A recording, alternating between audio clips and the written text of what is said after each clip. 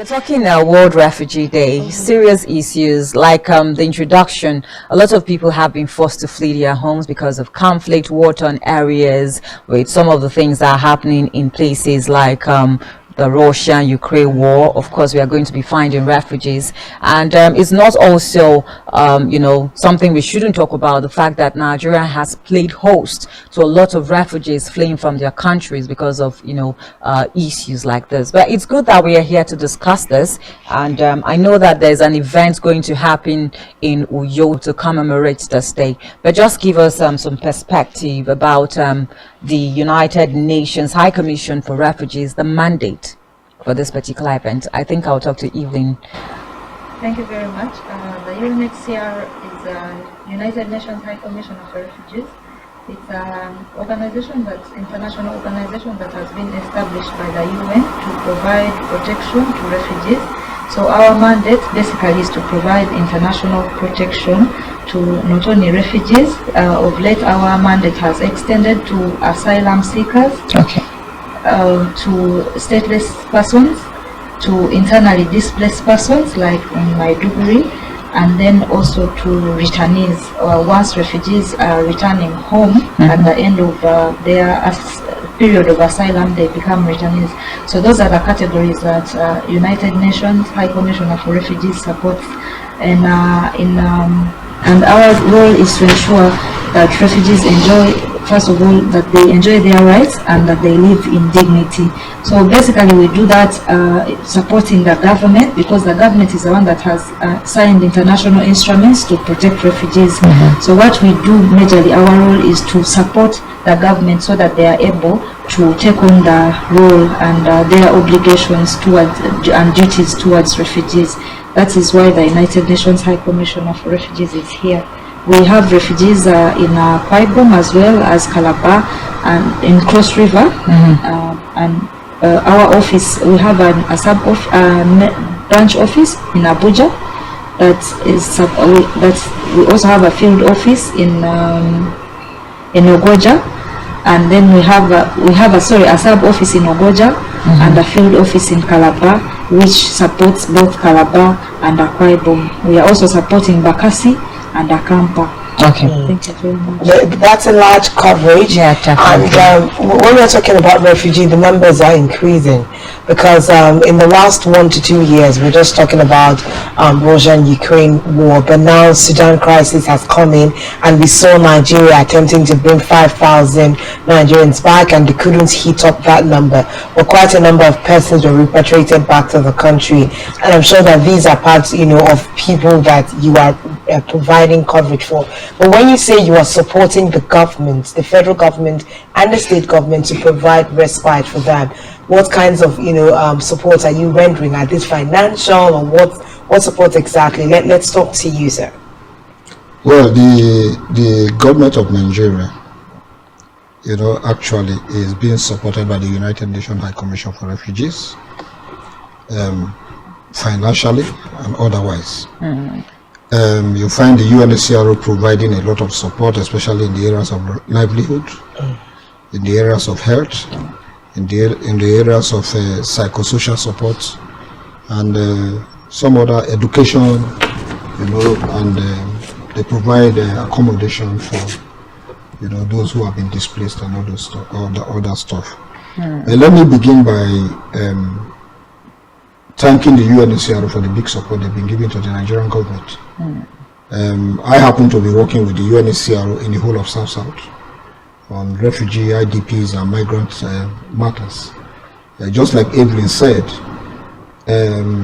we are having a large number of refugees actually coming into the country. For instance, we have 86,000 Cameroonian refugees in Nigeria. In Nigeria, as we speak. And as we speak, we are equally going to be carrying out registration and verification of those who have been here. The reason for the registration is that to find out, the actual numbers, if the numbers have increased over what we have, and also to verify if we still have the numbers that we used to have before. Okay. For instance, in Akwa Ibom here, we have 1,600 refugees here in Akwa Ibom. And Cross River State is hosting the largest number of refugees, Cameroonian refugees in Nigeria. We equally have people from other countries, like, you know, we have people from other countries who are here as refugees too. It's not only Cameroonian refugees. No. Okay, so I think it brings me to my next question now. Yeah. Don't refugees, that people who are coming from other countries because of one thing or the other, don't they kind of pose a threat, you know, to the sovereignty of the government where they are residing or seeking asylum? No, they don't. They don't, because, for instance, like when Evelyn mentioned that the Nigerian government signed the treaty. You know, we have the 1959 convention, and we have the AU convention of 1967. You know, the Nigerian government signed, and not only signed, they ratified those conventions, and by so the Nigerian government can host refugees, and they are not posing any form of threat to the government, because we have like you have heard, we are out there as a government to grant protection to them, and they are bound to abide by the laws of the land. Okay. You know, it's not that so because you are a refugee, you know, you don't, you are free to do whatever you like. It's not that way. Okay. Now you've talked about refugees that come from other countries. Don't we have refugees like in Nigeria here, people that are Nigerians and are still refugees in their own country? Well, internally displaced people. Let's go to northern Nigeria now. A lot of people are displaced because of the issue of terrorism. Now you are using the right term. There is a difference between a refugee and an internally displaced person. Okay. A refugee is somebody out of fear of persecution. You know, have fled from, he was running away from his country and have crossed an international border. Okay. That you can call a refugee. But for somebody who's within Nigeria, let's say like we have a fight in Maiduguri, and you find somebody running away from Maiduguri to another part of Nigeria, that's an internally displaced person. We needed to put that straight. Yes. And like you have heard, my office is the one that is in charge. That's why when I was calling the names for you, see, we have a very long name. You know, the National Commission for Refugees, Migrants and Internally Displaced Persons. Okay. You know, we are in charge of them. And we, to be candid, we have a lot of Nigerians who have been displaced. And the government have been doing a lot trying to take care of them. For instance, you hear, you know, from the advent of my present commissioner, you find out that we have resettlement cities. She has been very busy, you know, opening resettlement cities for Nigerians who have been displaced. And not only resettlement cities, there are a lot of other programs, you know, that she has been into to ensure that, okay, people are meant to feel at home wherever they find themselves. Okay, speaking of feeling at home, and part of the question that Janice just asked about, you know, when they are in these different environments that they migrate to, whether it's stateless people or they are internally displaced, empathy by the host countries. I know that with regards to the Sudan crisis, there was a little bit of tussle with Egypt opening up their borders to allow people cross in from Sudan during the course of this crisis. It took several countries having to negotiate with Egypt. Some monies had to be paid. But I know when we are talking about signing of treaties and all of that, there's supposed to be a leeway that is easy to transit from nation to nation in terms of crisis. What, you know, how is the you know, the UN as the international body organizing all of this respite? How are they handling such issues when you get to a country that gives you difficulty with moving refugees around? That is where you find we have the United Nations High Commission for Refugees. When issues like that comes up, the UN swings into action. It's not as if people are just allowed to do, maybe governments are just allowed to, you know, have their way through that way. UN will definitely come in, you know, to resolve such issues, which is why you find out that even with all the arguments and with all the struggles here and there, at the end of it, the border is open for people to cross. Because again, you know, we have the law of non-refoulement. You know, the law of non-refoulement means that you cannot send somebody back to a place where he or she is running from, away for fear, from. Okay. For fear of persecution or being killed. So, which is one of the reasons you find that Nigeria, our borders are open for refugees. Once there is crisis, the borders are open for them to come, and as soon as they come in, nobody, not even the police, can return them. So in terms of this crisis, is there a period of time that a country can host a refugee for especially let's talk about refugees and maybe like stateless people. Now stateless people are even people that don't know, they don't even know where they come from. They just find themselves in a particular location and need to be identified. Is there a period of time where, because I think we're talking about yesterday, now we're talking about the flood related issue, and we are saying for some places they say we'll be able to host you just between 2 to 3 months until this issue is handled. With refugees and internally displaced persons, do we have a time frame to how much help they can receive? Well, with refugees, you cannot peg a time frame. You can't peg a time frame.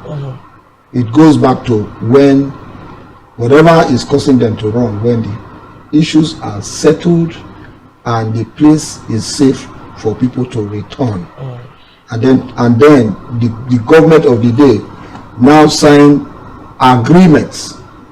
For instance, if the Cameroonian refugees are going back, there is going to be a tripartite agreement signed between the Nigerian government, the Cameroonian government, and the UNHCR. So no one just opts no, you don't, in and out? No, you cannot just hop in. Oh, wow. And then again, if nobody's going to force you to return. If you decide, it's a voluntary return. So you can be in a particular country and want to be a citizen of that course, country. you can decide and say you are not returning, and you just go through the process of getting the documents and all those stuff. Okay, now let's talk about the refugees in Uyo. It's of course of interest to us.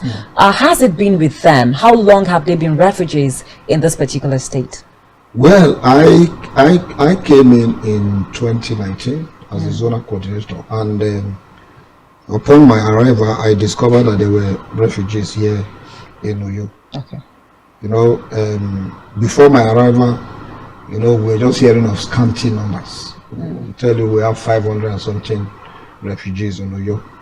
But with the help of Justice Development and Peace Commission of the Catholic Church, we were able to unravel that we actually had more numbers compared to what we were hearing before. And at that point, I brought it to the table before the United Nations High Commission through my office, and the UN swung into action, and we came into Uyo. Like you heard, we have 1,600 refugees in Uyo, but I believe as we speak, the numbers may have increased. Since 2019, the number may have increased, because like you still find people coming in. As long as they are still killing people in Cameroon, people will definitely flee. And when they flee, they come through the land borders into Nigeria. Once they come, it's automatic, because the refugee status they are given is a temporary refugee status. It's called temporary refugee status. That one was granted on prima facie, because when you have a very large number of persons trooping into the country, the government cannot say, okay, that you are going through the refugee status determination. We have what we call refugee status determination. It's a stage where it is that you have to pass through interview from one stage to the other, and if you are successful, you are given the refugee status. But when you have a large crowd running into the country, that is when the government grants the prima facie refugee status. So as long as they're still fighting, for instance in Cameroon, any Cameroonian that comes through the land borders to us, we automatically profile and register without any stress and grant the status. Okay, so let me speak with just to clarify, it is Cameroonians from the south. From the southern Cameroon, not all Cameroonians. That's the conflict region. Okay, so let me speak with you, Evelyn. Let's talk about identification of refugees and settling them in the spaces that they come into. For instance, when you say you come into how do you identify that a person is a refugee? Once they flee, is there a system in their head that says, okay, if I get to Akwa Ibom, this is where I should go and identify myself as a fleeing person? And then once you get them into the country, stabilizing them, you know, in Akwa Ibom State, for instance, the refugees here, what are they doing for themselves? Okay, so first of all, I must say that refugees are in different local governments. We have in Itu, where your station is based, we have refugees in Esereket, in Eket, in Oron, and in Oyo itself. So what we have done is to do advocacy and to continue with sensitization, to sensitize the refugees that are already present, so that they are able to know the services that UNHCR and the partners provide. When I mentioned that we deliver protection, we deliver protection through partners. NCFRMI is our government counterpart that is assisting UNHCR with registration of refugees. And we have FJDP that is providing protection and responding to GBV. We have the Nigerian Red Cross Society that is responding to health. And then we have KUSO that is responding to livelihood. So these are like little pockets of outlets that helps us identify that this person is a refugee? If like a partners. refugee, let's say someone goes to access medical assistance and they are not registered, the partner is able to know where to refer the people. But also UNHCR has collaboration with the immigration, so and the police. We have done advocacy with police, with immigration. So any of those organizations or agencies that comes across any new arrival, they are able to refer them. We did registration earlier. That is how we were able to identify the number that we have. We still continue to identify them on daily basis and to support them. So we are now going to do registration and verification exercise in the month of July. And even through this, we are still able to identify those that have not yet been registered to get them registered with our database. Okay, so how do you run them into stability? Those of them that are in Akwa Ibom or in the south, how do you get them to do things? What are they doing to sustain themselves? Well, before she goes into that, let me just make a very clarification of identifying refugees. You find, like what she mentioned, we have the National Commission for Refugees on registration. You have the Nigerian Immigration on registration with the support from United Nations High Commission for Refugees. You know, they give us the technical support. But the thing is, when refugees approach our office, the National Commission for Refugees and the Nigerian Immigration carries out what we call profiling. It is in the process of profiling that you actually identify whether an individual is a Nigerian or is a Cameroon that is running away for fear of persecution or whatever. Okay. You understand? At that stage, you are able to, based on questions you put across. And also the immigration goes further to look at some other areas. For instance, they might look at your accent. Okay. You understand? To identify. To identify, yes. They might look at your accent. Again, you know, when we had our vaccination in Nigeria, we have it up here. True. But for the Cameroonians, it's somewhere around here. Okay. So they use those means to identify. And then to go further, they might even ask you if you have the Cameroonian ID card. Although it is that one, you know, they just ask because sometimes when you find people running away, they cannot go back to start picking documents and all those stuff. Sure. So those are just some of the ways. But I think the question we are asking is very important because we don't have to be talking about refugees only when it is International Day to celebrate refugees and to encourage them as well. What do they do as they are in Akwa Ibom State or every other state that they occupy at this moment? Because when we even look at the resources of government, you find out that government will cry for lean resources. So when they are not even able to accommodate their own citizens, you know, accommodating other people, other citizens from other countries is quite a huge burden on government. So what do refugees do while they are waiting for whenever peace is being restored in their different countries? Do they have skills? Do they have work? The fact that refugees are persons with skills. Okay. They are persons with a lot of abilities. Secondly, I must say that the Nigerian government has been really hospitable, very hospitable to refugees, and in UNHCR we always appreciate that support that the government is rendering. and not just the state government but also the federal government, and also in the local governments where refugees are. So in Nigeria, the system that we have some refugees that are in the settlements in Okoja, but most refugees are in the host communities. When they come, they are able to fit in with the host community, and like I said earlier, that we ensure that refugees have rights. So refugees have rights, especially like the right to work, the right to movement. They have freedom of association like any other human being, or like any other Nigerian. So they will assimilate or fit into the community, and they are able to engage in activities, daily routine activities like work as well, so that they are able to get an income for themselves.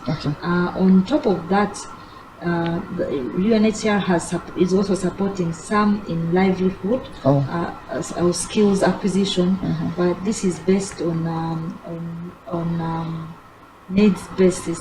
We normally will support those with specific needs, though we because resources are not enough, we cannot target everyone. UNHCR, like you mentioned earlier, there's a crisis in Sudan, crisis where in all over the world. So we do not have the resources to cover everyone, but UNHCR comes in to provide assistance, and maybe also to appreciate the refugees that are in Akwa Ibom state.